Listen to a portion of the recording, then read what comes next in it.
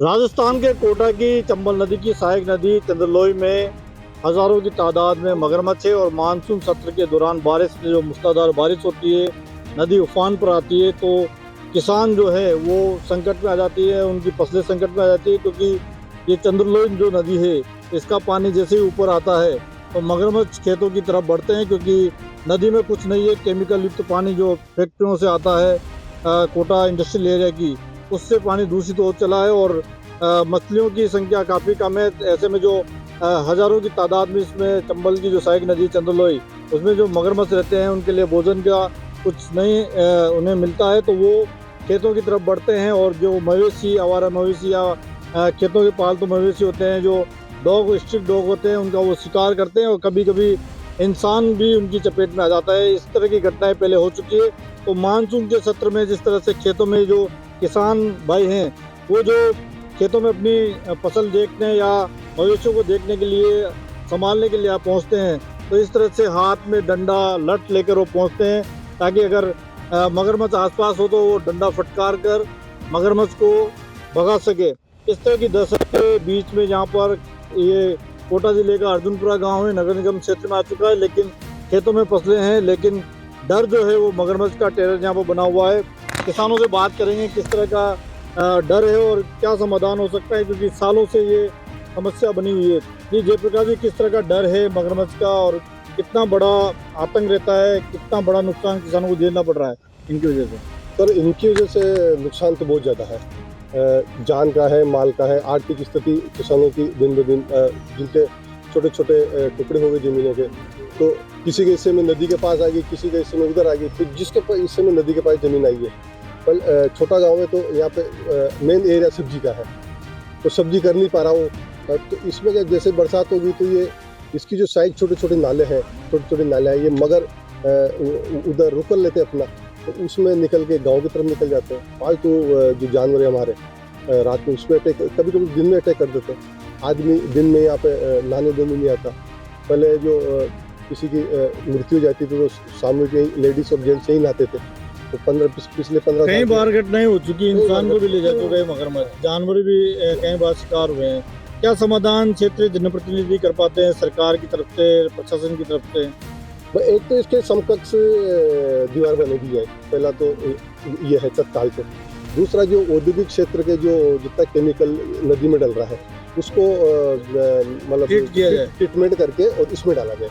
तो जब वो ट्रीटमेंट होकर इसमें आएगा तो नदी का पानी स्वच्छ होगा और इसमें मछली वो जो कछुए वगैरह जो भी जीव जंतु है वो उनकी तादाद बढ़ेगी, तो ये बच्चों की तरफ रुख नहीं करेंगे।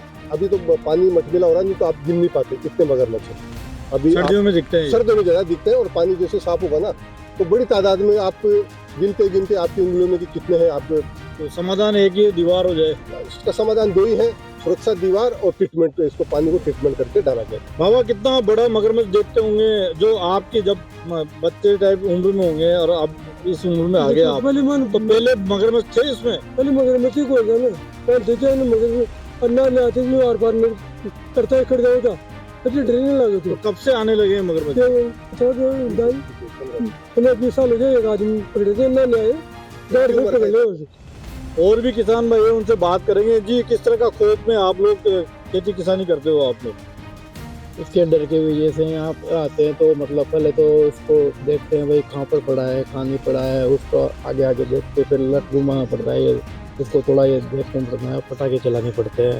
नदी के ऊपर से कम ये मान के चलो 50-60 फुट के ऊपर खेतों में जाके ये घोंसला बनाते हैं, वहाँ अंडे देते हैं और अंडे भी इतने देते हैं कि 100-150 अंडे देते हैं। तो बहुत उस टाइम बहुत खतरनाक होता है। मतलब दूर से अगर 20 फीट दूर से भी अगर इंसान की मतलब उसके वो हार्ट आ जाए तो मतलब अटैक की स्थिति में आ जाता है। तो डर तो बहुत भयंकर है, पल पल यहाँ खतरा है मतलब यहाँ पर।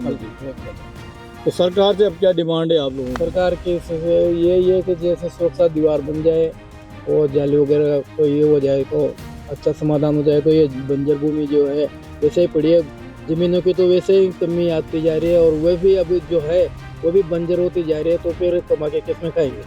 तो किसानों को मगरमच्छ की जो दशा थे उसके साथ अपने रोजगार को, अपने जो खेती किसानी है उसको लेकर भी चिंता है, क्योंकि मगरमच्छ के खौफ के कारण जो नदी के किनारे के खेत हैं वो बंजर रहते हैं। बरसात में जो घास उग जाती है उन खेतों में, सर्दी के दिनों में मगरमच्छ धूप सेकने के लिए खेतों में आ जाते हैं।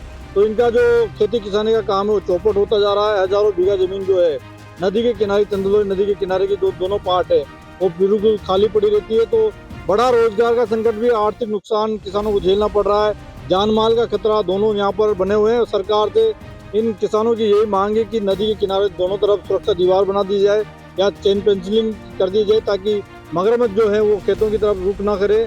और इस तरह इतने नज़दीक में ये पानी दिख रहा है यहाँ पर, और ये पूरा जो रेवाइंस इलाका है नदी का, यहाँ से मगर निकल के बाहर आते हैं और किसान जो है इस तरह से लट लेकर यहाँ पर खेतों में पहुँचते हैं, तभी जाके ये खेत में पहुँच पाते हैं। वरना जो जान और माल का दोनों का नुकसान किसानों को यहाँ पर हमेशा बना रहता है। कोटा से राजस्थान फर्स्ट के लिए अर्जुन अरविंद। इस तरह की और वीडियो देखने के लिए हमारे YouTube चैनल को सब्सक्राइब करें और बेल आइकन को दबाना ना भूलें। यदि आप हमारा वीडियो Facebook पर देख रहे हैं तो पेज को लाइक और फॉलो जरूर करें। हमारे अन्य सोशल मीडिया पेजेस से भी जुड़ें।